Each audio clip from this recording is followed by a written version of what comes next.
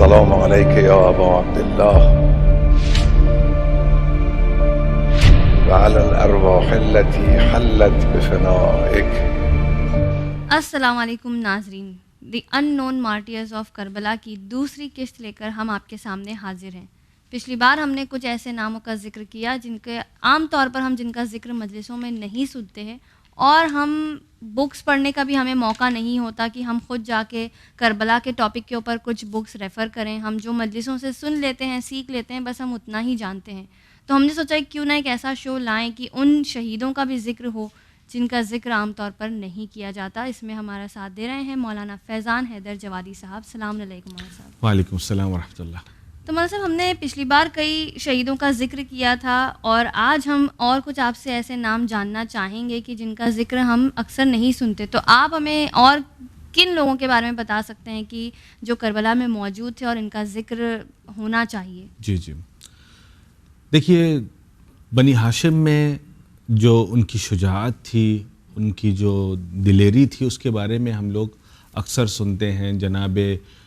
جناب عباس کی شجاعت کے بارے میں سنتے ہیں، جناب علی اکبر کی شجاعت کے بارے میں، جناب مسلم ابن عقیل، حالانکہ وہ کربلا میں نہیں تھے لیکن ان کی شجاعت، جب ہم ان کی شہادت کا ذکر کرتے ہیں تو خود یہ پتہ چلتا ہے کہ وہ کتنے زیادہ شجاع تھے کہ جب ان کو شہید کرنے کی کوشش کی جا رہی تھی کوفے کی گلیوں میں، تو دوبارہ سے ری انفورسمنٹ کی جب درخواست کی گئی کہ بھائی کچھ اور آدمی چاہیے، تو ابن زیاد نے کہا کہ ایک آدمی کو گرفتار کرنے کے لیے بھیجا ہے، ایک آدمی تم سے گرفتار نہیں ہو رہا، 200 آدمی میں بھیج چکا ہوں۔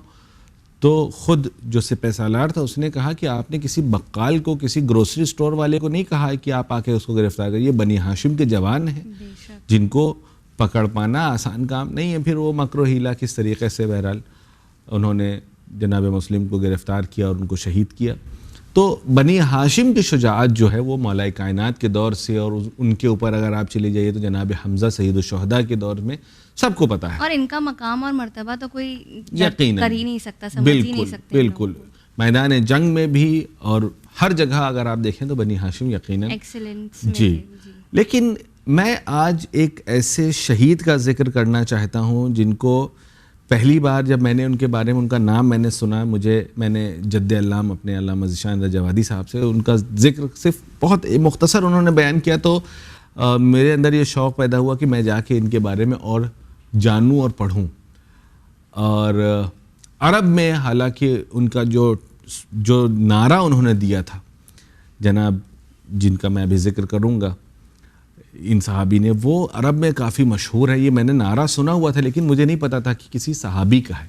پھر جب میں نے اس پہ فردر اسٹڈی کیا، پڑھا اور ان کے بارے میں جانا، تو مجھے پتا چلا کہ یہ صحابی امام حسین جناب عابس ابن شبیب یا ابی شبیب شاکری، جناب عابس ابن شبیب یا ابی شبیب کہا جاتا ہے ان کو، بہت معروف، مولا کے چاہنے والے، امیر المومنین کے چاہنے والے، اور شجاع میں سے ان کے بارے میں جو لقب ملتا ہے وہ ان کو کہا جاتا ہے، جیسے مولا کائنات کے بارے میں لا فتح الا علی، ان کے بارے میں ملتا ہے، ان کا نام، ان کو کہا جاتا ہے فتیان العرب، یعنی عرب کے جوانوں میں سے تھے یہ۔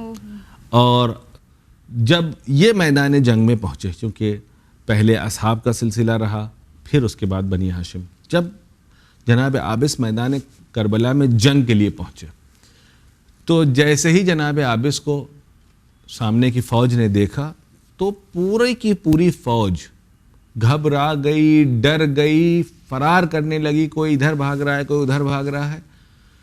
تو کسی نے پوچھا کہ کیا ہوا؟ کہا کہ دیکھ نہیں رہے، عابس آ رہے ہیں۔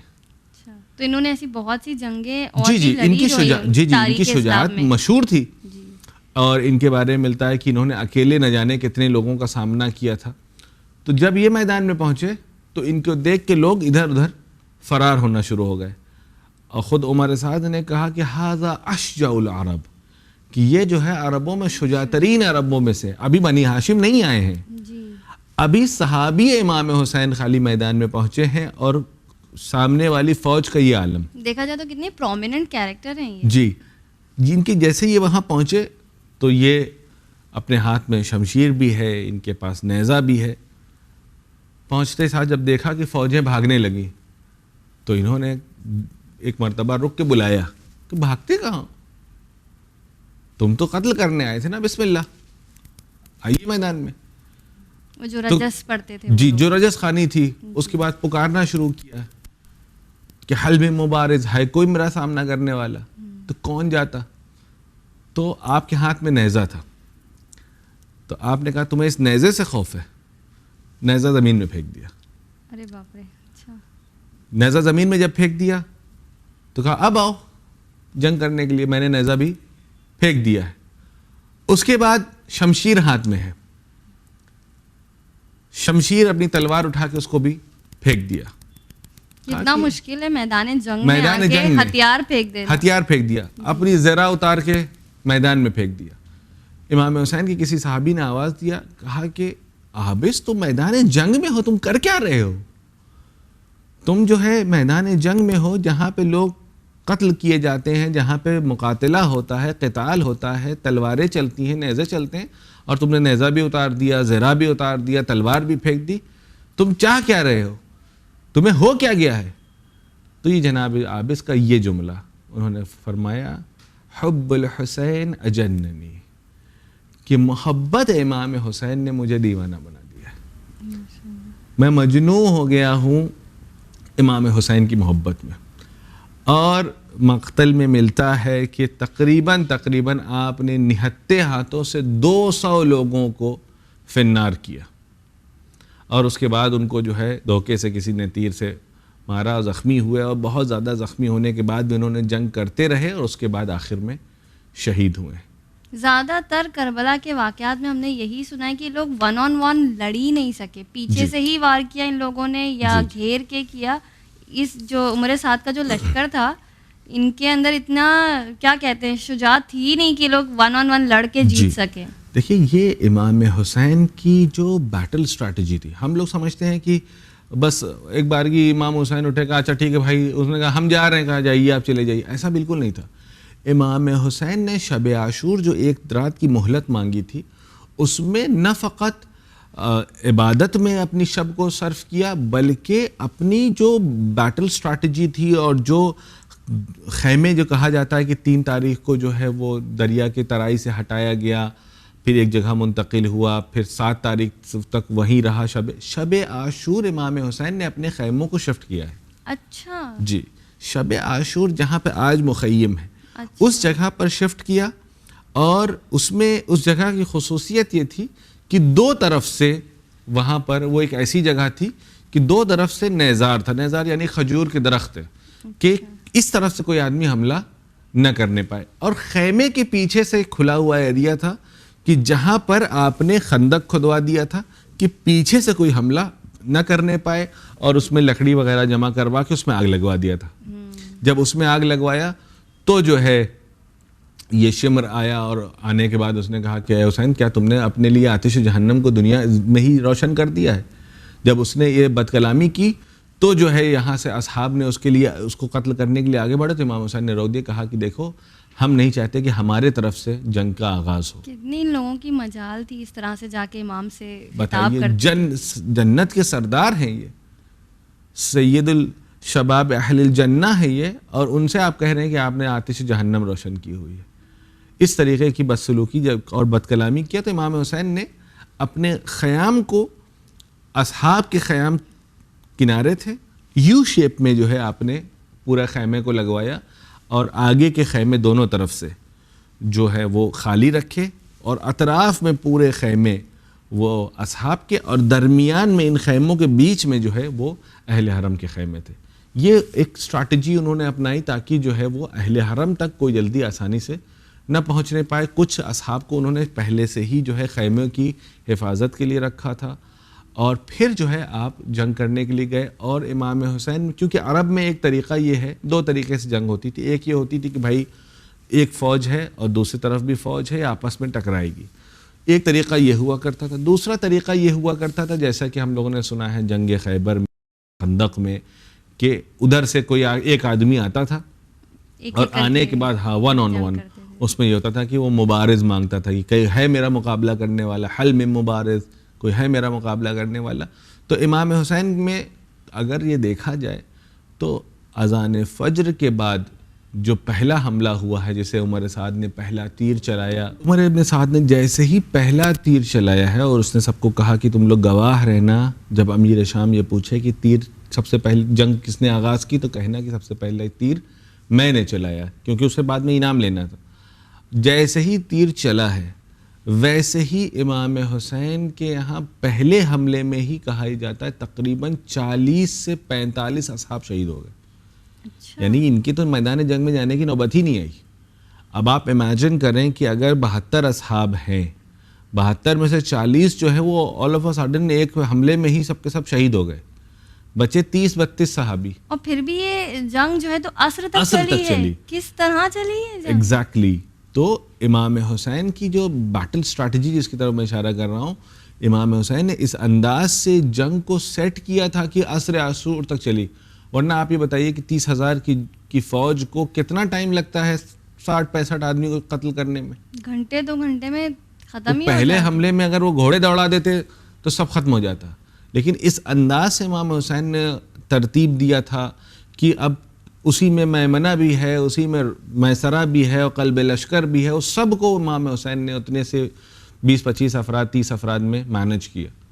اس کے بعد یہ جنگ جو ہے وہ عصر تک چلی، کیونکہ پھر امام حسین نے 1 on 1 والی اسٹریٹجی اپنائی، اور اس کے بعد امام حسین کے ایک ایک کر کے صحابی گئے، اور اس کے بعد پھر بنی ہاشم۔ اس رخ سے تو کربلا کو مطلب دیکھا ہی نہیں جاتا ہے کہ امام حسین نے کیا جنگ کی اسٹریٹجی اپنائی۔ جی مصائب تو خیر اپنی جگہ ہیں ہی، بٹ اس کا انٹیلیجنس بھی تو آنا چاہیے کہ ان کی کیا اسٹریٹجی تھی، ٹیکنیکس تھے، وہ سب بھی پتہ ہونا چاہیے۔ بیسکلی جب عاشور کا دن جیسے ہی شروع ہوتا ہے اور ہم لوگ اپنی مجلسوں میں ذکر کرتے ہیں تو وہاں پہ شروع ہی ہوتا ہے مصائب سے، اور اس 5 منٹ 7 منٹ 10 منٹ میں لوگ یہ چاہتے ہیں کہ بس آپ مصائب بیان کر دیجئے، ہم 2 آنسو بہا لیں امام حسین کی مظلومیت پر اور بات ختم ہو جائے۔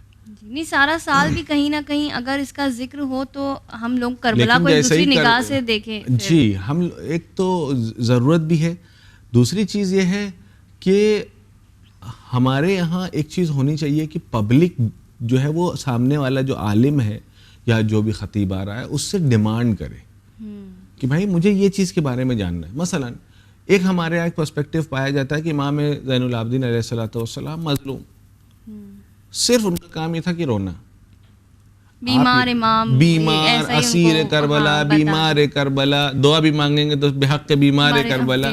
اور ہم لوگوں کے ذہن میں ایک تصور یہ ہے کہ امام حسین کے بعد جو ہے صرف اور صرف چوتھے امام کا کام یہ تھا گریہ کرنا۔ آپ مجھے یہ بتائیے، سمپل سا کوشچن ہے، میں اپنے ناظرین کے لیے صرف کوشچن چھوڑ دوں گا، جواب وہ خود جا کے پوچھیں کسی سے۔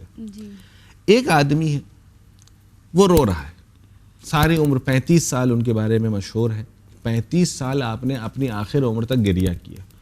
ایک آدمی اپنے والد کی شہادت کی وجہ سے اور اپنے اہل حرم کی اسارت کی وجہ سے 35 سال گریہ کر رہا ہے۔ اس آدمی کے رونے سے حکومت کو کیا نقصان پہنچ رہا ہے کہ حکومت یعنی گورنمنٹ کو جو ہے اس کے رونا برداشت نہیں ہے۔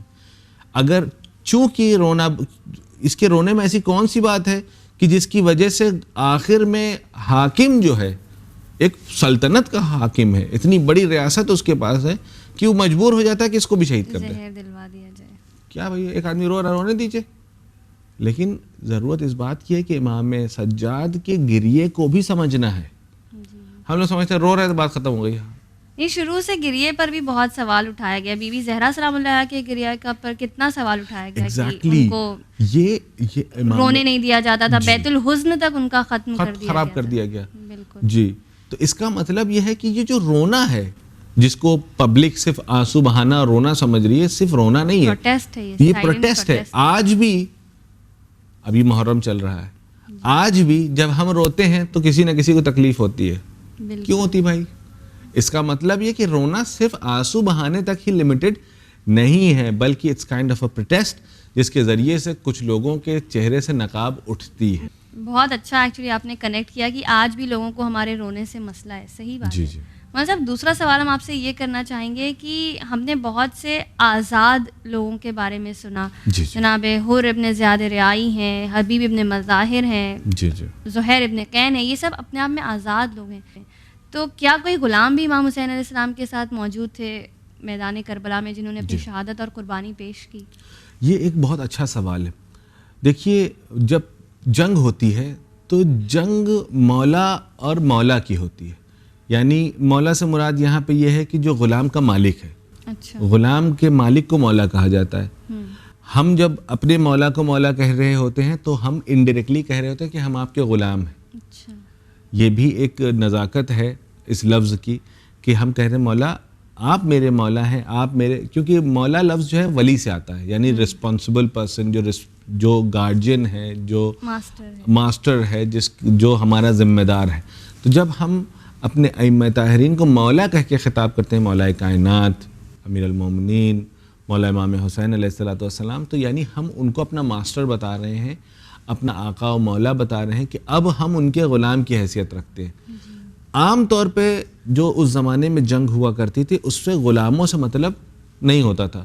غلام کا کام یہ ہے کہ آج ان کی غلامی کر رہا ہے, کل کسی اور نے خرید لیا یا جنگ میں اسیر بنا لیا تو اب ان کی غلامی کرے گا. اس سے جنگ سے کوئی مطلب نہیں ہوتا تھا, اور جنگ میں غلاموں کو قتل بھی نہیں کیا جاتا تھا کیونکہ یہ ایسٹ ہوتے تھے کہ اب ہم کو یہ مل گیا, ہمارے یہاں غلامی کرے گا, اس کو قتل کرنے سے کیا فائدہ بھائی, کیونکہ اس کے پاس کوئی اپنا خود کا کوئی اختیار ہے نہیں, جو کچھ کر رہا ہے وہ اپنے مولا کے حکم پہ کر رہا ہے. تو غلام کو آزاد رکھا جاتا تھا کہ وہ اس کو کوئی وہ بھی نہیں ہوتا تھا کہ اس کو ہم کہیں جاؤ تم ہماری طرف سے جنگ کر کے آؤ, نہیں, اس سے مطلب بھی نہیں ہوتا تھا. اچھا. یہاں پر میدان کربلا میں کچھ ایسے غلام ملتے ہیں جنہوں نے سامنے سے آ کر کے امام حسین سے, دیکھیے مولا, غلام جو ہوتا ہے وہ حکم کا پابند ہوتا ہے کہ جو اس کو آرڈر ملے گا وہ کرے گا, اختیار نہیں ہوتا ہے.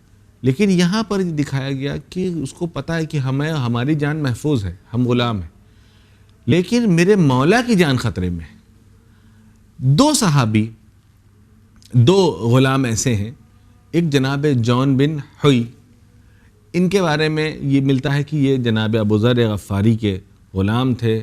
جب جناب ابوذر جو ہے وہ ان کی شہادت ہو گئی, اس کے بعد یہ امیر المومنین کے پاس آ گئے, پھر امیر المومنین کی شہادت کے بعد امام حسن کے پاس رہے, پھر امام حسن کے بعد امام حسین کے پاس رہے. تو یعنی انہوں نے اتنے سلسلے دیکھے ہیں, اتنے عرصے سے یہ امام حسین کے ہاں اور اہل بیت کے گھرانے میں رہے, ضعیف ہو گئے تھے.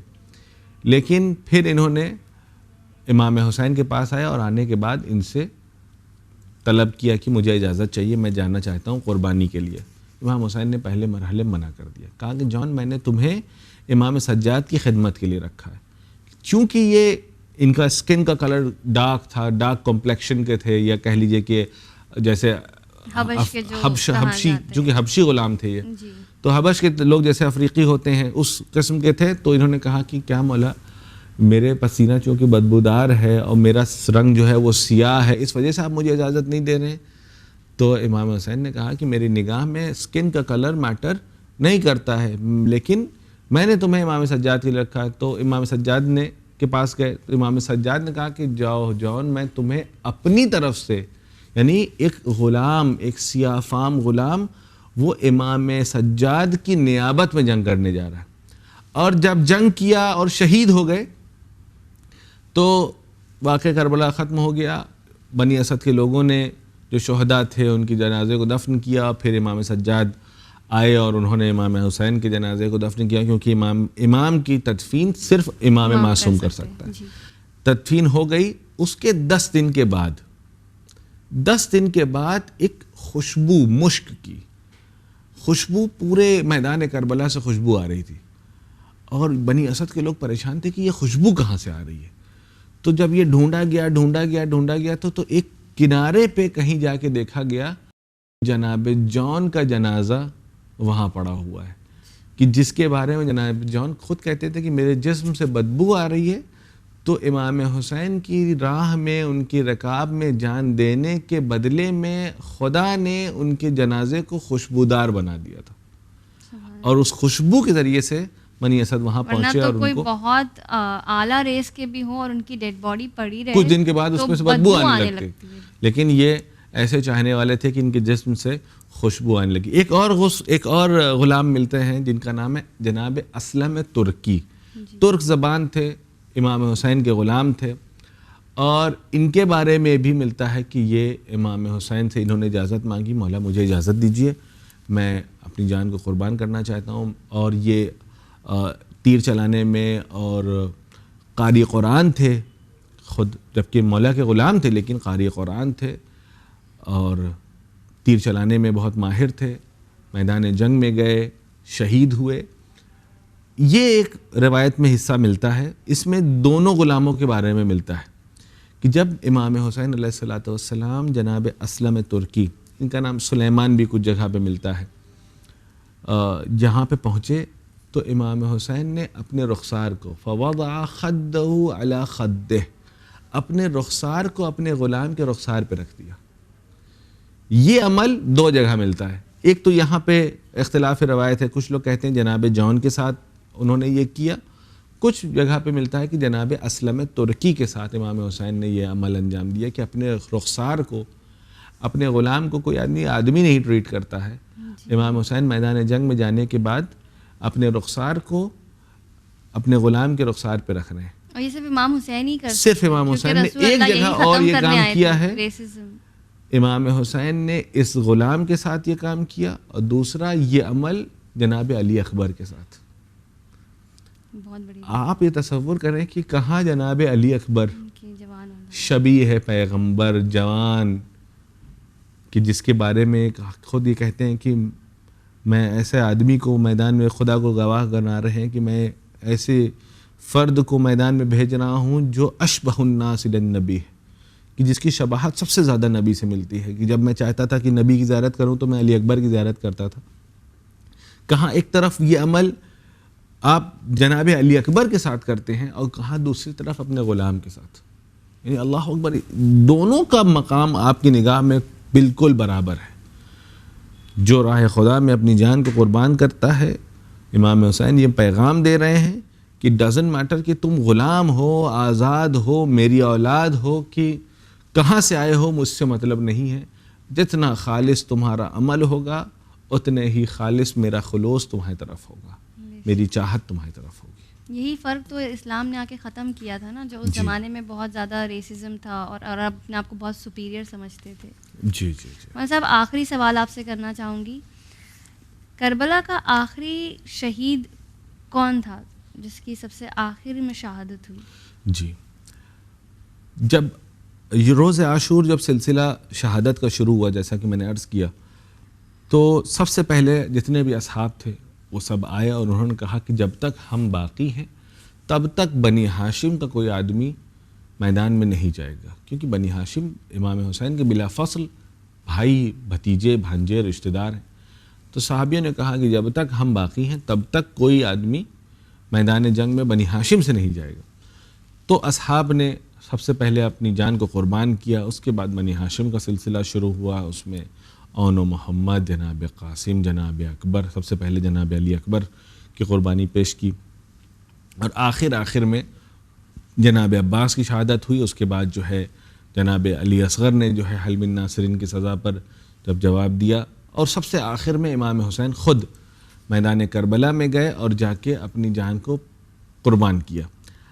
جیسے ہی امام حسین علیہ الصلوۃ والسلام کی شہادت ہوئی اور وہاں پر جو ہے وہ ایک شور و غل ہوا اور خوشی منانے کا ماحول بنا، تو ایک صحابی جن کا نام ہے سوید بن عمر خثعمی، سوید بن عمر خثعمی، یہ وہ صحابی تھے کہ جو پہلے گئے تھے لیکن زخمی ہونے کی بنیاد پہ لوگوں نے سمجھا کہ یہ مر چکے ہیں، یہ شہید ہو گئے ہیں، اس دنیا سے جا چکے ہیں. جب یہ شور و غل ہوا ایک بارگی کہ امام حسین قد قتل الحسین بکربلا قد ذبح الحسین بکربلا، جب یہ شور مچا تو یہ ایک بارگی غش سے ان کو افاقہ ہوا، اور انہوں نے دیکھا کہ میدان کربلا میں امام حسین کو شہید کر دیا گیا ہے، ان کے سر و تن میں جدائی کر دی گئی ہے. تو ان کے ہاتھ میں ایک خنجر تھا، اس خنجر کو لے کے انہوں نے دوبارہ سے حملہ کیا، اور پھر ان کی شہادت وہاں پر واقع ہوئی جناب سوید کی. یعنی اگر یہ نہیں اٹھتے تو یہ بچ جاتے، کہ اگر یہ بے ہوش ہی رہ جاتے، یہ بے ہوش رہ جاتے یا نہ پتہ چلتا کہ یہ مر گئے ہیں. ہو سکتا ہے کہ ایک آدھ دن کے بعد، چونکہ دوسرے ہی دن یہ قافلہ چلا گیا تھا، اگر کچھ دیر کے بعد یہ ہوش میں آتے تو شاید کسی کو پتہ بھی نہیں چلتا. لیکن یہ اسی وقت جب شور و غل مچا، شاید ان کی قسمت میں یہ تھا کہ یہ اس دن شہداء میں ان کا شمار ہو، اور ان کو یہ مقام عطا ہو. لہٰذا یہ ہوش میں آئے اور ہوش میں آنے کے بعد انہوں نے جنگ کیا اور شہید ہوئے. کچھ ایسے لوگ بھی ملتے ہیں تاریخ میں کہ جو امام حسین کی نصرت کے لیے آئے لیکن دوسرے دن پہنچے, تو وہ بھی ایسے تھے جن کو کربلا کا واقعہ ختم ہو گیا لیکن پھر بھی اپنے آپ کو وہ روک نہیں سکے اور انہوں نے فوج کے اوپر حملہ کیا اور پھر ان کو وہاں قتل آج کر تک دیا. ہم یہی سمجھتے تھے کہ جناب عباس یا جناب علی اصغر بنی ہاشم کے شہیدوں میں سے تھے, لیکن آخری کیونکہ مولا عباس کے جملے ملتے ہیں کہ میرا لشکر ختم ہو گیا, اب میں کس لشکر کا سالار ہوں, جب امام حسین انہیں پرمیشن نہیں دے رہے تھے. تھینک یو مولانا صاحب, آپ نے جو بہترین ہمیں پرسنالٹیز کے بارے میں بتایا جن کو ہم نہیں جانتے تھے. ایک سوال آپ سے یہ پوچھنا چاہیں گے جانے سے پہلے کہ ان کا ذکر کیوں نہیں کیا جاتا ہے, جب کہ یہ سب ایک اپنے آپ میں بہت ہی پرومیننٹ کیریکٹرز ہیں اور سب کی ایک بہت اعلیٰ سٹوری, بہت عمدہ سٹوری مجھے بہت پسند آئی. ساتھ ہی ساتھ کیا میسیج آپ ہمارے ناظرین کو دینا چاہیں گے اس شو کے ذریعے؟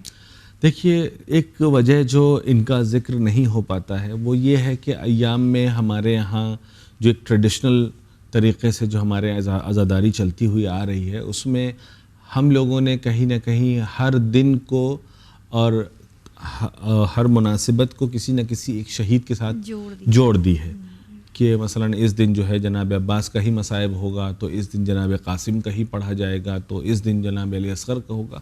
تو پھر اس ٹریڈیشن کو ہم چونکہ فالو کرتے جا رہے ہیں, لہٰذا جو مخصوص شہداء ہیں صرف انہی کا ذکر آ پاتا ہے, چند اصحاب اور باقی بنی ہاشم, یہاں تک کہ پورے بنی ہاشم کا بھی ذکر نہیں ہو پاتا ہے. لیکن یہ ہے کہ ہمیں خود اچھا, اور دوسرا ہے کہ ہم لوگوں کے ہاں کتابیں پڑھنے کا اتنا زیادہ ٹرینڈ نہیں ہے. اس کے علاوہ جو اس طریقے کی باتیں ہیں, جو ڈیٹیلز ہیں, وہ ہر کتاب میں ایزیلی اویلیبل بھی نہیں ہے. It needs a little bit of research کہ آپ کو تھوڑا بہت زحمت کرنی پڑے گی ساری انفارمیشن گیدر کرنے کے لیے. اور میسیج یہ ہے کہ ہمیں جو کچھ باتیں آج سامنے آئیں بہت ہی امپورٹنٹ بھی ہیں کہ ہمیں یہ چاہیے کہ ہم جس مقصد کو اہمیت دیتے ہیں, یعنی ہم جس دین کو اہمیت دیتے ہیں, وہ دین جو ہے آگے بڑھنا چاہیے. کیا ان شہداء نے قربانی نہیں دی؟ کیا ان شہداء کی جان نہیں گئی؟ کیا یہ کسی طریقے سے کسی دوسرے شہید سے نعوذ باللہ کم تھے؟ کم نہیں تھے, لیکن ان کا نام نہیں لیا جاتا, لیکن ان کی قربانی اتنی ہی بڑی ہے جتنی بڑی باقیوں کی ہے. لہٰذا ایک میسج جو اس سے ملتا ہے وہ یہ ہے کہ ہماری نگاہ میں مقصد ہونا چاہیے کہ جس مقصد کے تحت ہمیں محنت کرنی ہے, خدمت کرنی ہے دین کی, مذہب کی, کمیونٹی کی, اس میں کوشش یہ کرنا چاہیے کہ نام اتنا زیادہ ایویڈنٹ نہ ہو کہ ہم نام نہیں ہوگا تو ہم کام نہیں کریں گے. نہیں, ان کے بھی نام نہیں ہے جبکہ کام ان کے بہت عظیم ہے, ہم اور آپ کیا کریں گے؟ اور اللہ کے نزدیک ان کی کیا اہمیت ہے؟ اللہ کی نگاہ میں جو ہے ہمارا کام جو ہے زیادہ امپورٹنٹ ہے انسٹیڈ آف ہمارا نام کے. تو ہمیں ایک میسج جو ملتا ہے وہ یہ ہے کہ ان گمنام شہداء سے کہ ان کے نام ہمیں نہیں پتہ ہے لیکن ان کی خدمات ہم کو آج بھی دکھائی دے رہی ہے, اور انہی لوگوں نے کربلا کو عصر عاشور تک جاری رکھا. جی بالکل. تھینک یو مولانا صاحب, تھینک یو ویری مچ. ناظرین, مجھے امید ہے کہ آپ کے لیے یہ شو انفارمیٹیو ہوگا اور کچھ نیا رہا ہوگا جیسے میرے لیے تھا, اور ایسے کیریکٹرز کے بارے میں مجھے پتہ چلا جن کے بارے میں نے آج تک نہیں سنا تھا. پہلی بار میں نے مولانا صاحب سے ہی یہ چیزیں سنی ہیں. دیکھتے رہیے چینل ون, اور میں آپ سے لیتی ہوں اجازت. شکریہ, خدا حافظ. السلام علی الحسین